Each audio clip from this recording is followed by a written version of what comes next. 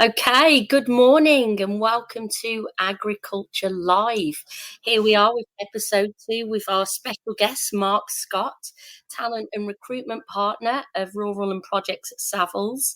Today we're going to be talking about working in the agricultural sector.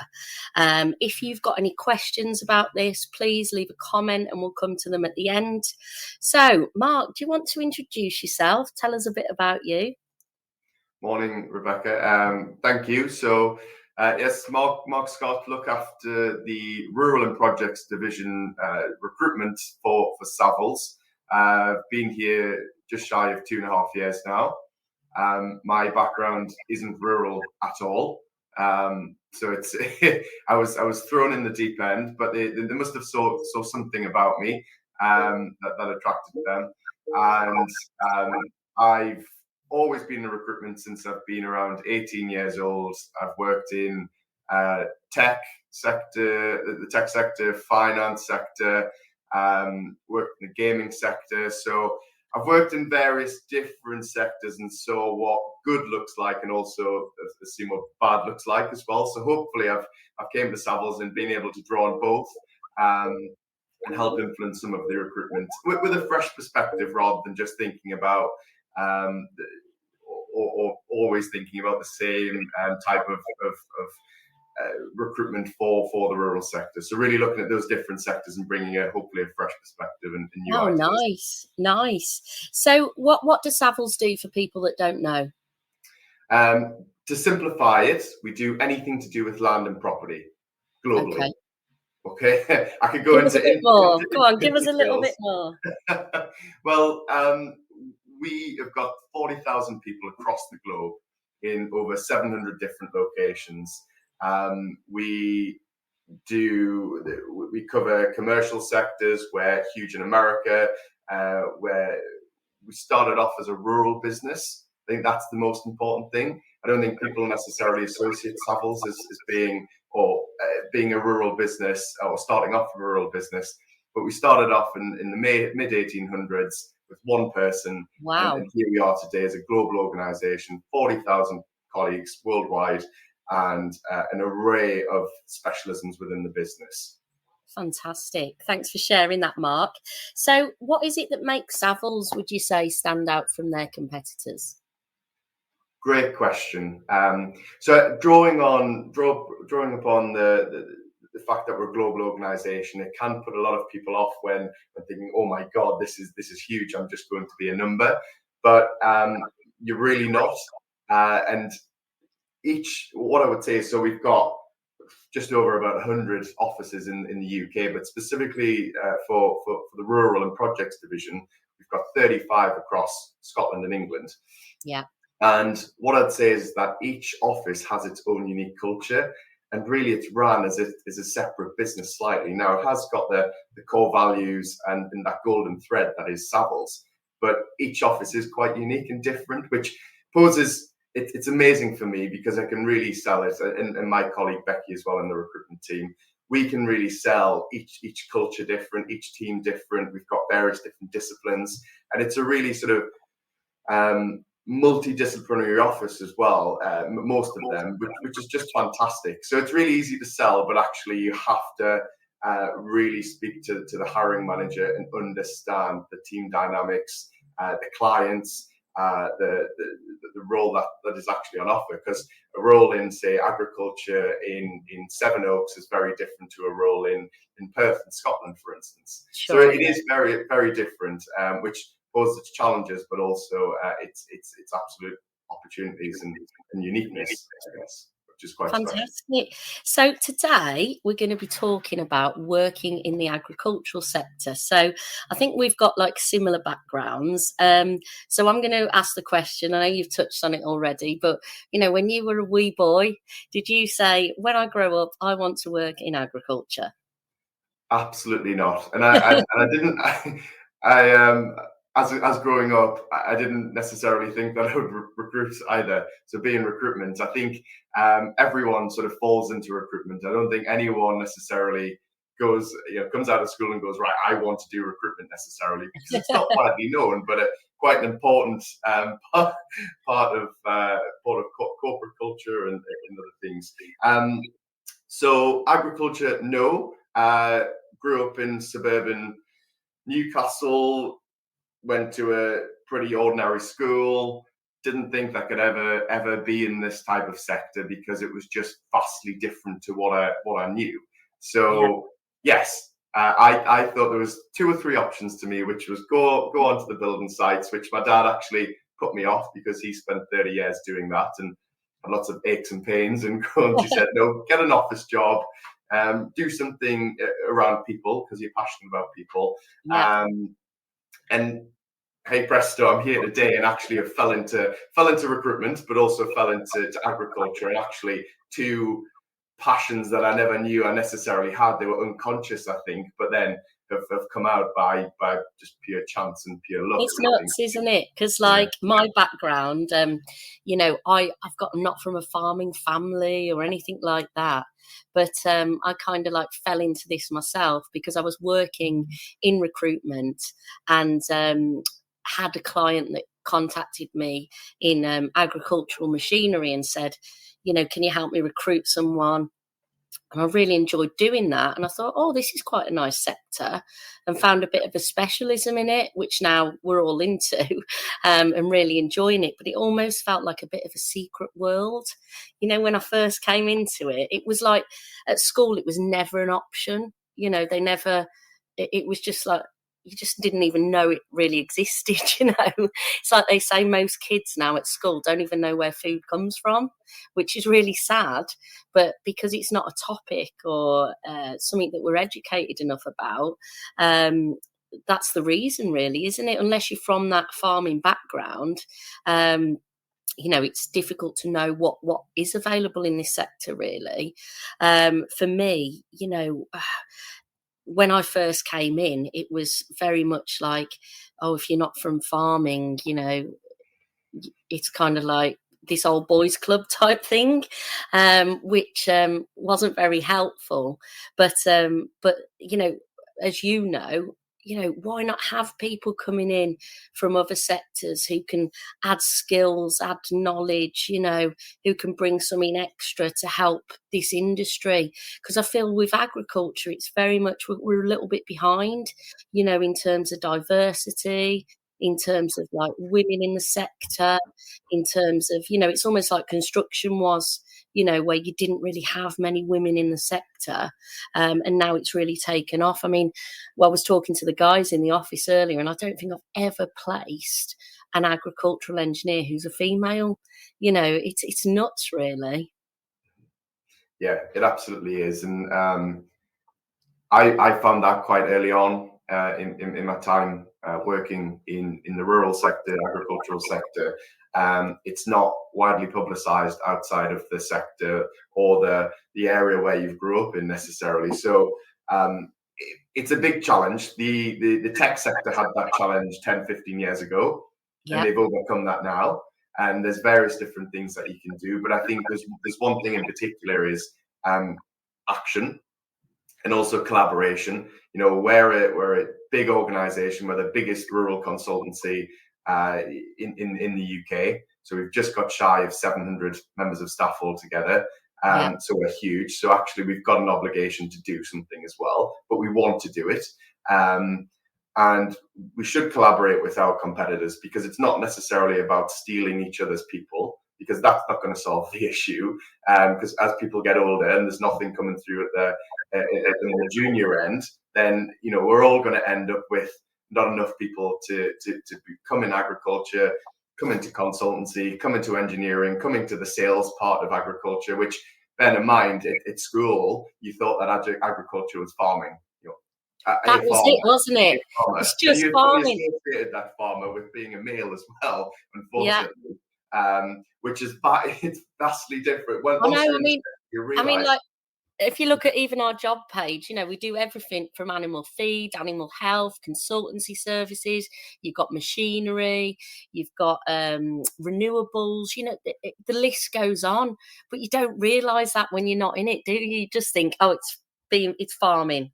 if I tell people that I work in agriculture recruitment, they go, "Do you recruit farmers?" I go, "Well, yeah, we do some of that, but there is a lot more to it, you know." Yeah, exactly. So there's a huge opportunity here, and there's a glimmer of hope, by the way, because what we're seeing and being quite large, we can have quite a big influence on the entry level coming into our business Yes. and into the sector. So we do a lot with schools, colleges, universities. We So can do a tell lot us, more, by the way. tell us what you do, because I think Yeah, this is a thing that a lot of companies need to get on board with. And I know for at our business, next year we'll be looking to do more to help, get yeah. more people into the industry, because at the end of the day, Mark, without the people, we're nothing, are we? Absolutely. Well, we're a people business. I always say that, and everyone says this, but the people are our product. So, we've got to look after them. We've got to sell them in the right way. And it's important. And we've got to make sure that we've got that succession plan, and that's really important. And I think, we're lucky in the fact that we've got various different people um, supporting the business in sort of the central roles like mine. So we've got a big HR team, big recruitment team, big training development team, who can support our people properly, but also identify the needs that the business has, and actually also hopefully forecast. We've got, for the rural sector, I would say quite a big research team, and the fact that we've got 10 people in that team. So they're constantly looking at what's next, which is great for us because we're getting that insight to then go, okay, this is what we need to act upon now. And if we do, actually, hopefully we can plug this gap necessarily in the talent space, or for instance, BPS, what's next, etc., etc. I'll not go into the technicals, by the way, because in no way means I'm an expert. I can't, because I look after too many different areas within the division. But as again, this is something that I've just been able to learn on the job, is that you start to pick these types of things up, and you understand a lot more, and you start to be able to have at least a basic level conversation with someone who is in agriculture, and know what you're talking about to a certain degree. But drawing back on your point on what we're doing at entry level stage. So what we're doing is we're just going out there and going out to every single university we can do. So not just focusing on the agricultural focus ones, because there's not enough, unfortunately. Now they are amazing, and what they do is fantastic. And I want to build upon that relationship and feed new people who haven't got necessarily a clue about agriculture, but they know they want to make a difference in the world. I want to feed those people into those areas, because they're the specialists. They can teach people what they need, a good foundation to then come into businesses like ours and hit the ground running. So as many universities, colleges, schools as possible. Farm visits, which is really important. So we're starting. We've done a few things with Leaf, where we've put on some agricultural days or farm visits, for schools, and whether that be sponsoring something or actually attending on the day and giving our time to understand, well, what is it like to work in a consultancy, for instance. Yes. It's hard to put something on the table. So when you've got the engineering or something where they've got the nice big combines and a toy combine or a bit of engineering, it's hard to sell a consultancy in say a toy form or some type of material. But actually what we can say is, well, this is how we support. And if you're a creative thinker, you can think outside the box, and you love working with people, you love working in the countryside, this could be a role for you. Brilliant so that you guys starting off at that young age, really. Really good that you guys are doing that. Part of me wishes that, there was something in schools, like a subject that people could do, or something to get people thinking about it earlier on, because we have got this aging farming population now. It's like, we've got to have this succession coming through, because it's such an important industry, isn't it? Yeah. And I think for me, what really opens my eyes up to things is obviously working with these people day in, day out. So, I'm working with our guys who are giving us constant feedback, and listening to the research team, reading their publications. We're constantly having updates again about what next and how we can support people in the right way. But also, for me, on TV, I think there's some fantastic series out there at the moment. That the Clarkson's Farm, for instance. Yeah. Fletcher's Farm's amazing. And I know they've both come from TV and probably got slightly more money than the average Joe, but it's still a bloody. It's helping though, isn't it? It's definitely helping. Absolutely. Country File. Yeah, it's depicting the real sort of farmer lifestyle, I think, which is, yes, it's tough, but actually how rewarding at the end of the day when you do get it right. It just for me it really sort of, it gives me that motivation. I'm watching it, my blood's pumping, going, I'm really motivated here to really try and change things for the better, and I want to work alongside like-minded people to do that. And again, I've got the platform here of being at the biggest consultancy to really shape that, and I guess all of my colleagues are on board as well, which is amazing. So we're doing things, but it definitely takes collaboration across the whole piece, and not just one organisation. We all need to be getting together and doing so much more, don't we, really? Definitely. So what challenges do you face as a business when recruiting, would you say, Mark? Well, just the sheer volume that we recruit. So, we hire from anywhere between 120 people to around about 160 people in one given year. So we're constantly recruiting because we're either growing, which is amazing in what we are doing, but there's sometimes that people leave us. That's just inevitable.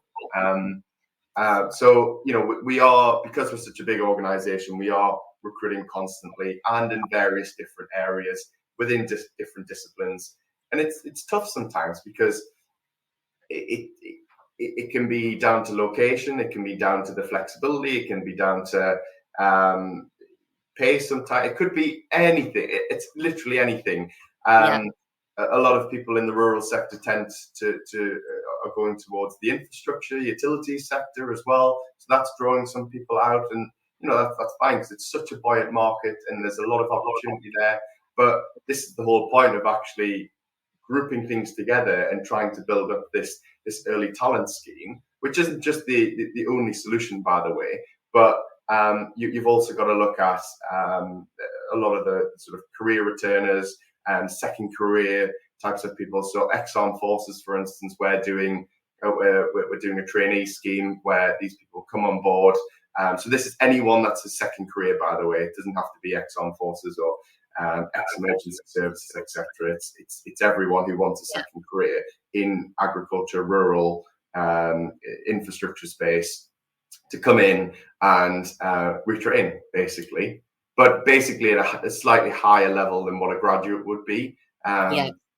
Because obviously they've got some commercial, a lot of transferable skills. So they've got the commercial experience already. Exactly. Yeah. Well, a lot of transferable skills. The big thing for us is that they're a people person. They can work with clients. They have got that commercial mindset, which is very important. And they know how to go and win business as well, which is pretty important. Exactly. It's like here, I don't know if you can see, but my ethos in our business is we recruit for attitude and we'll train for skills, which is vital, because if people have got the right attitude, we can teach the rest, Absolutely. Yeah. Totally agree. So what do you think generally in agriculture are the biggest issues going forward in terms of, recruitment? I'm pleased you said in terms of recruitment there, because I added that in quickly.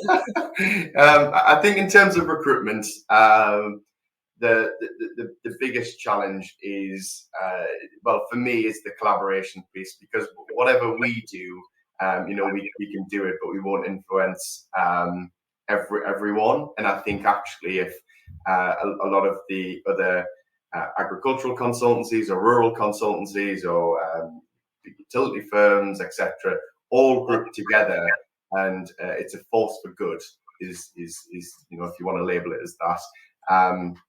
I think that's where we'll see real change, because yes, you can put some money behind it, but actually it's true action, it's time, and it's influence. And I think if we can get that right, which everyone wants to do it, and doing it in their own way, by the way, so everyone is doing it, but actually doing it in one way and with purpose and with an end result in mind in a quite a short time frame will make a huge difference. So the LEAF program that we're doing, we've only done it in a small section of the south.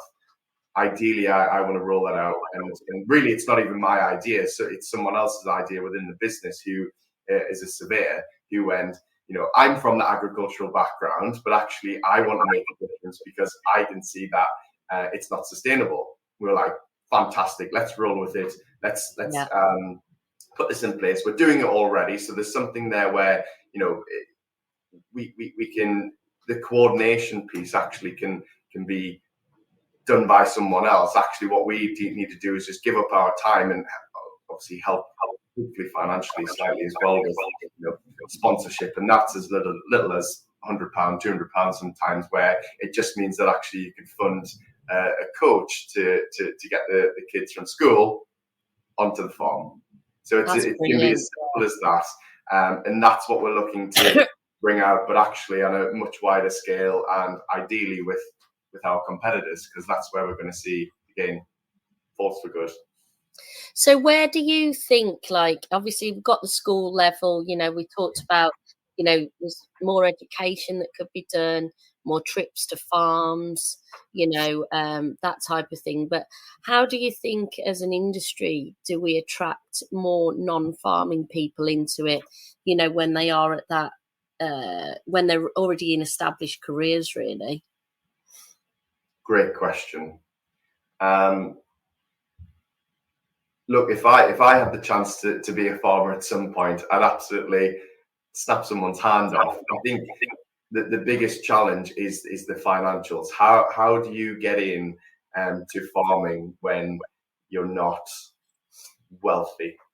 Now, I'm not saying that farmers are wealthy, but I think getting into it, there's that real gap.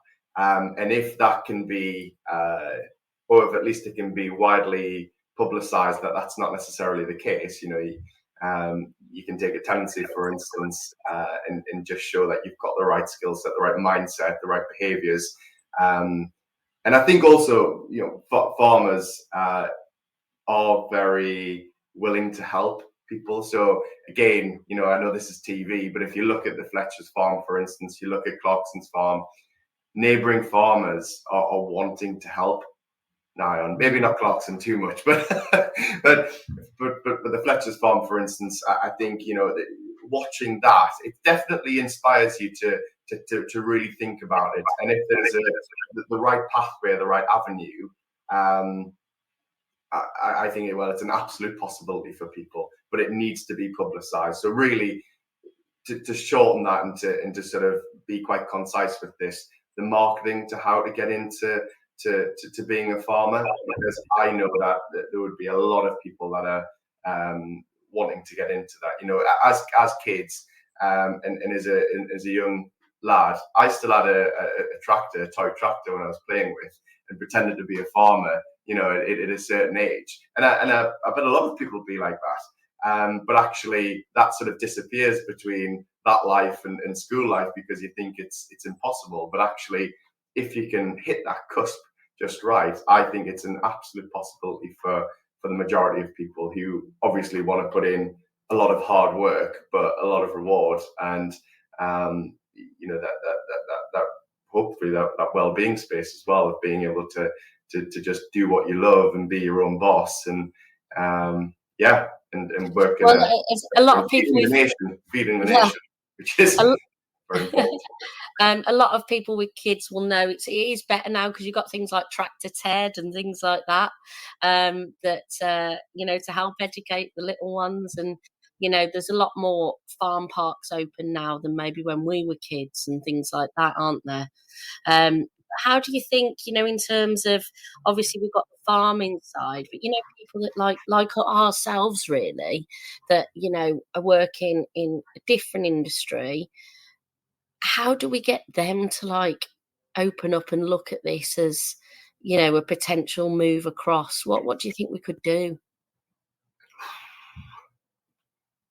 Great question. So you meaning us here as recruiters, or? Well, not even necessarily recruiters, but say what you were saying about how to get people to consider farming, say, but people who are just commercial people, Okay. that are established. How do we get them that aren't at the farming level, but as salespeople or whatever? How do you think we could get more of them across? What do you think? Yeah. Well, I think our training scheme is working well now. It's still small scale because, like anything, we test it out practically, but in a quite a safe environment, and it seems to be working, which is good. I think things like that, where there's an offering, there's a pathway for second careers, is the solution in my mind. If someone comes to me and says, actually, I've got a better thing, fantastic. But I think something like that, where you see outside of this sector the likes of Amazon and Barclays and others, where they offer these fantastic fast track management schemes, and they work pretty well because you get to vice president within 5 years, and you're in the armed forces, or you are doing something else. Something like that would make absolute sense, and a real sort of fast track, technical sort of, as long as you've got the right sort of behaviors, skill set, motivations to really sort of get into this sector, then actually, within a sort of 5-year time frame, and also being very clear and transparent, by the way. I think you've got to have that to go, well, this is what you're going to end up with. This is how you're going to get it, but it's going to be tough in between because you've got to start from scratch, really, which is daunting to a lot of people who, for me, with 12 years experience within recruitment, to then just go, well, I'm going to be a farmer in 5 years' time. Well, how the hell do I do that? And that would potentially put a lot of people off. But I do think something like that, a scheme and a pathway where it's very clear, what the end goal is, and being able to know how to get it, which is something that I think would work pretty well. We're doing it on a very small scale, and just within the rural business at the moment, so rural surveying, because actually it's very structured in the fact that within 2.5 years you're a chartered surveyor. Yeah. And this is how you do it, and this is what you paid, and this is the training that you get. So it's great. Within agriculture, it's slightly different, but we'd love to get to that point where we're offering it across the board. Absolutely. And obviously, getting more women into the sector, making the sector more diverse. How can you see us doing more of that? Yeah. Interestingly enough, so there's 2 stats that I just want to say that what we've been doing, and last year our graduate scheme, because all of the work that, by the way, it's not me going to every single university, because I find it would be impossible, but we have around about 30 talent ambassadors in the business who are placed in nearly all of our different offices, who go out, work with local schools, work with the local colleges and universities. So they do a lot of career fairs, partnering, do a lot of creative things, actually, to really partner with the local institutions. And basically, because of that, the end result last year is that they hired this year, but the recruitment was last year.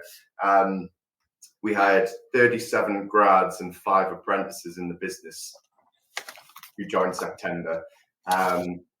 25 of them were from non-rural backgrounds whatsoever. Wow. That's over 50%, obviously, that we're doing that, which to us is huge. It's absolutely huge, and that's where you'll see real change. And if that was the the sort of common number every single year, well, of course you're going to get a diverse workforce. Yeah. So really being quite strict with that and opening up opportunities. We hired people from the likes of Sheffield Harlem, Nottingham Trent, trying to think where else where it's sort of non necessarily or not even sort of an RICS accredited degree, for instance. So they've got nothing to do with land necessarily. They could do law, economics, something like that, but they're coming into the rural sector. Which is amazing. So that was last year's stats just for sort of grads and apprentices. But actually, over the summer, we offer summer placements for school, college leavers, and people in their first year of university. So this year we had 50 work experience altogether. Now that comes into placements, 1 week work experience, 4 weeks work experience. But out of the 50, there was more female than there were male this year. Or majority, again, non-rural backgrounds, but wanting to have a taste into what it's like to be in the rural sector and in a consultancy like ours. Which is quite interesting, because I think when you offer work, so this is the first year where we've offered work experience on scale. And what we've seen is it's went from a shift from male, just applying for the grad scheme and getting the roles, to actually a big shift in the females. And actually the summer placements, all of them, I think there was 8 female and 4 or 5 male in the sort of summer work experience, who could have then applied for the graduate scheme this year. So they're at uni, they're in their second year of uni, and applying for the grad scheme that will come into 2024. All of them are fast tracked. So all of them were at a level where the business said, we'd take these people on. So it just, I think having something like that to say, you've got a 1 week work experience on offer, then you've got a 4 week work experience on offer, then you've got a placement opportunity, a 12-month placement, for instance, if you're at university, and then being able to offer a graduate scheme. Having that structure is really important, because it opens up a pathway for everyone, really, which is ultimately what we want. So really, we can attract anyone, or someone can have some type of work experience in our organisation from the age of 18. Now, I'd love to get that even younger, but there's obvious reasons where we can't do that. But I think, having that opportunity right through to second career, by the way. So you've got your 1 week work experience, your 4 week, your year's placement, your graduate scheme, or your apprenticeship scheme, and your trainee pathway. It means that there's an opportunity for anyone to get into this business. It's great what you guys are doing, honestly, Mark, in terms of helping to, get more people into the industry, in effect. So it's really, really good. I don't think we've had any questions, so we'll leave that. But if you have got any questions, please feel free to message me or Mark, and we'd be happy to answer them. It's given us a lot to think about, hasn't it, today, Mark? Yeah, definitely. It's interesting. I've reflected on messy writing, but just reflected on some of the questions that were posted on LinkedIn. And we are doing a lot. I think the sector's doing a lot. We're all passionate about it. We're all wanting to make a difference. So that is absolutely key. I think just keep on going and build upon that and build further. Definitely. That's what I'd say to everyone else. But we're constantly looking at ourselves and making sure that we're at the forefront, looking to try and look at new avenues of ways to do things. But if anyone wants to reach out and give us some guidance, I'd be more than happy to discuss. Because we're all for new ideas, aren't we? Answers, definitely not. We're all for new ideas. Yeah, exactly. So and collaboration. Absolutely. Well, I want to thank everyone for obviously watching today, and especially thanks to you, Mark, for joining me. We really appreciate it. It's all going to help. definitely going forward. So yeah, if you've got an interesting topic in agriculture and you're watching that you would like to talk about, please get in contact with me via Agricultural Recruitment Specialists, which is www.agrirs.com. Our next Agriculture Live will be in the new year. So all that's left to say is to wish you all a wonderful Christmas and a very happy new year. And thank you. And thanks, Mark, again. No, thank you. Yeah, Merry Christmas, everyone. And Happy New Year. All right. Thank you.